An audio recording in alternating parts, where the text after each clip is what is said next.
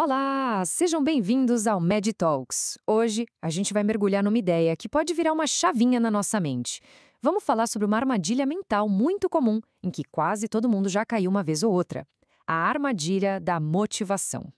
Aqui no Med Talks, nossa proposta todos os dias às 5 da manhã é trazer essa pílula de informação para uma vida com mais saúde e bem-estar.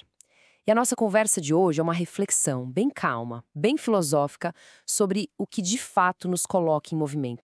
Sabe aquele ciclo frustrante de ficar esperando uma vontade mágica aparecer para começar alguma coisa? Uma vontade que, na maioria das vezes, simplesmente não vem.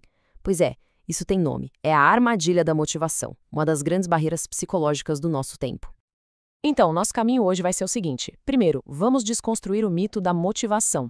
Depois, vamos ver como a ação é o que realmente importa. Daí, partimos para algumas estratégias práticas, analisamos o impacto disso tudo na nossa saúde mental e, por fim, falamos sobre como construir uma nova identidade baseada na ação.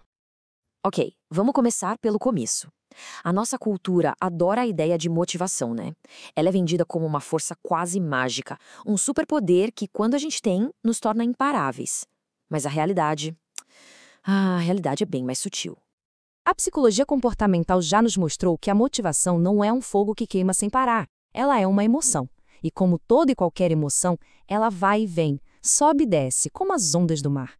Então, esperar estar sempre motivado é como esperar estar sempre feliz. Simplesmente não é assim que a nossa mente funciona.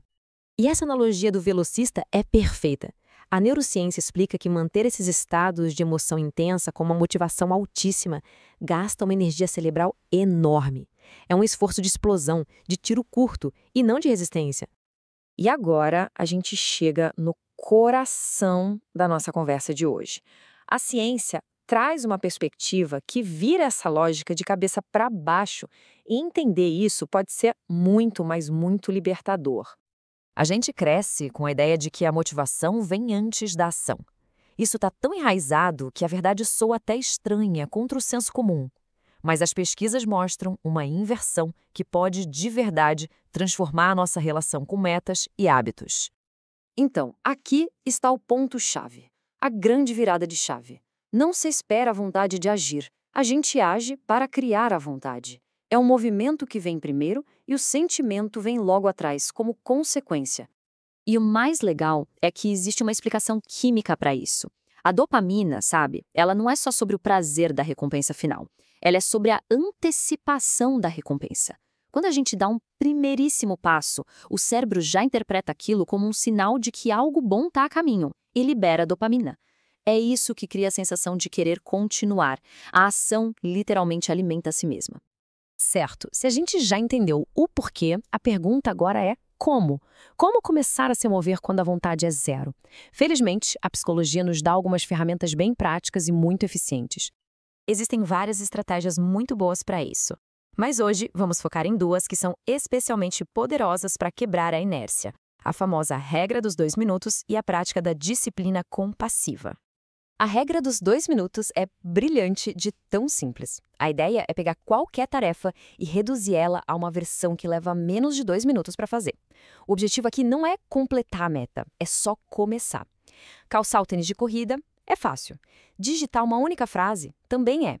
O começo fica tão pequeno, tão fácil, que fica quase impossível não dar esse primeiro passo. Já a disciplina compassiva é uma mudança interna. É trocar aquela voz crítica, da culpa, por uma curiosidade mais gentil. Em vez de se culpar por não ter motivação, a gente se pergunta: interessante. Qual é o menor passinho que eu consigo dar, mesmo me sentindo assim? As pesquisas mostram que essa autocompaixão, a longo prazo, nos torna muito mais consistentes. E essa dependência da motivação não afeta só a lista de tarefas.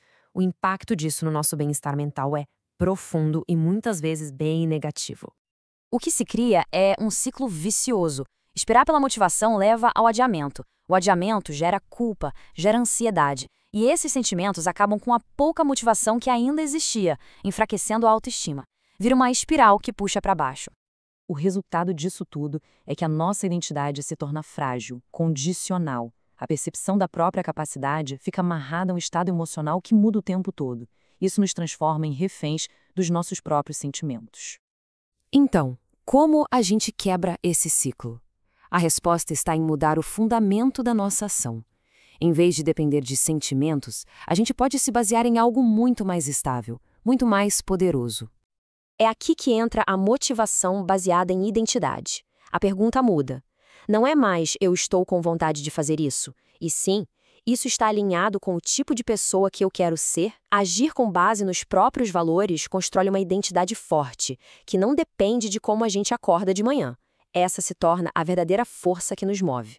E essa ideia nos leva a uma conclusão muito libertadora. A liberdade de verdade não é sentir vontade de fazer as coisas, mas sim ter a capacidade de agir de acordo com os nossos compromissos, mesmo sem vontade nenhuma.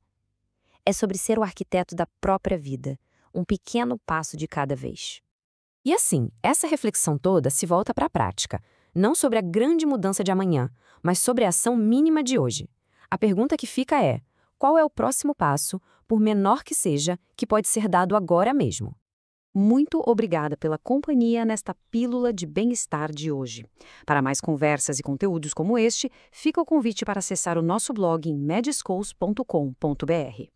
E, para quem prefere ouvir, nós também estamos no Spotify. É só procurar pelo podcast Descomplicando a Saúde com SPAs, que é da nossa plataforma de benefícios. Desejamos um dia de pequenos e significativos passos. Até logo!